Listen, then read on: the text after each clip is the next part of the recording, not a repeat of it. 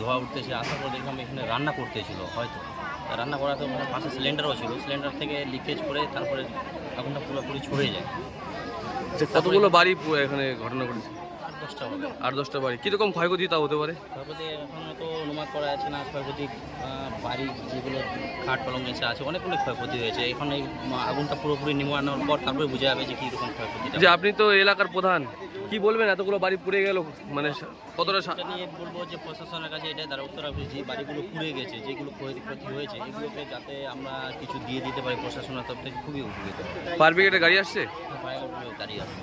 এখন ফায়ার ব্রিগেডের গাড়ি আসার আগে যা গ্রামবাসীরা মিলে আসে, যখন আগুনটা মানে ছড়ায় তখন গ্রামবাসীরা মানুষজন মিলে সবাই মিলে হাতাহাতি করে আগুনটা নিয়ন্ত্রণে নিয়ে আসে। তারপর এখন কি আগুন নিয়ন্ত্রণে? মোটামুটি প্রায় নিয়ন্ত্রণ। এই কোন এলাকা এটা? এটা গাইসান টু, এটা রামপুর গ্রাম।